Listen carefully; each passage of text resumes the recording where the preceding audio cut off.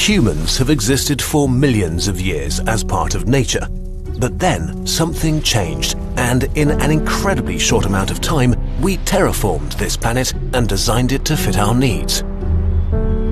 As far as we know, we're the first beings to awaken and completely take over a planet. The transition from hunting and gathering to farming and building was so breathtakingly fast that many of our ways of thinking about the world are no longer useful. One of our most outdated ideas is that the most commonly used calendar in the world insists that we live in the year 2016. This distorts our view of our own history and makes it harder to understand who we are as a species, and just how far we've come in an incredibly short amount of time. So maybe it's time to choose a year zero for humanity. A year zero that truly represents us as a species and includes all cultures.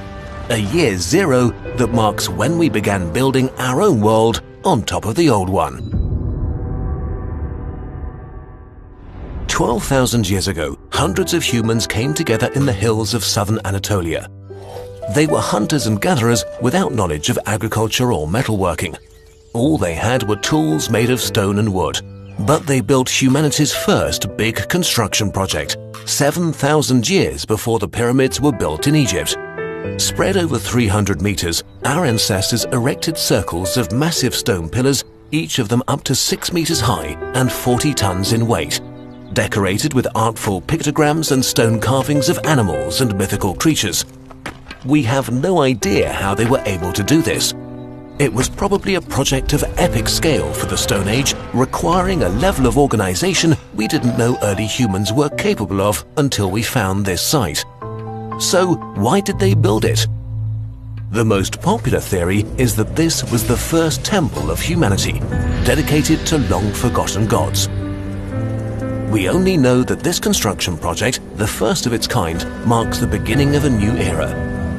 It's in this area, around that time, that humans truly began to build their own world, which would make it a fitting milestone in our history for the start of our calendar.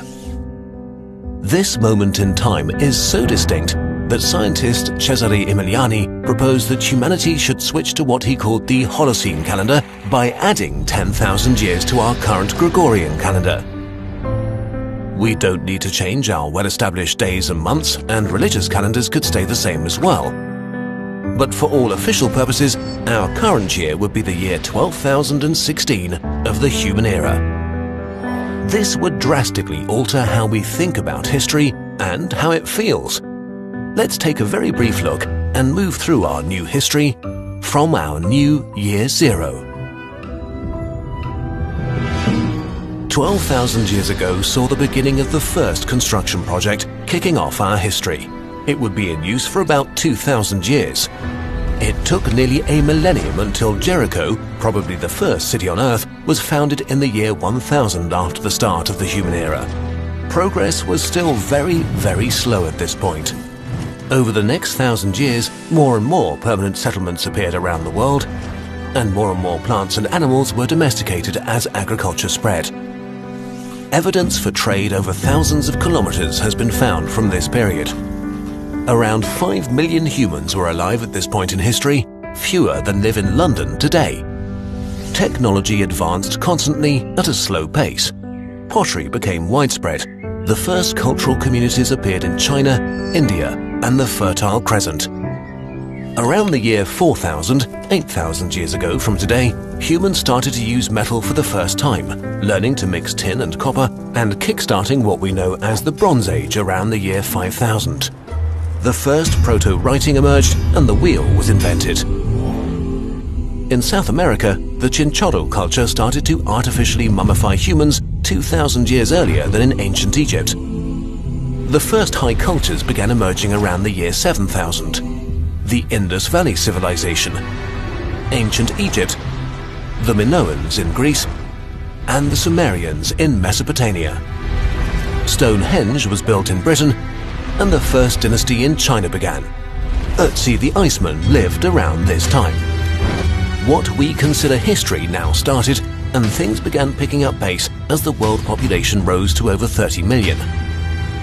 A number of new high cultures appeared around the world, many writing down their legends. More and more cities were founded. In South America, the Olmec culture emerged. Around this time, the legendary Siege of Troy is supposed to have happened. Soon after, in the Eastern Mediterranean and the Fertile Crescent, the Bronze Age ended in violence. Every Bronze Age culture, except Egypt, was destroyed by mysterious invaders.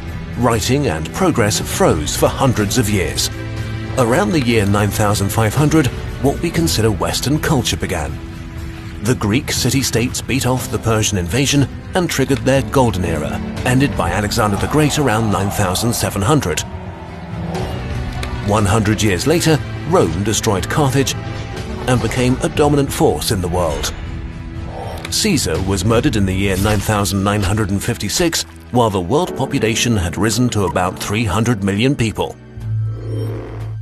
And it's only now, around the year 10,000, that we've reached the point where the Gregorian calendar and our current method of marking human history begins.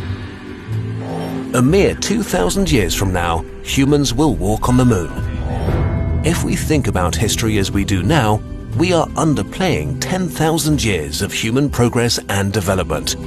Including all of it in our calendar makes our past more impressive. It shows how progress became exponential with time, and it incorporates all humans from all cultures into our calendar. A new year zero for our history could reframe how we think of ourselves.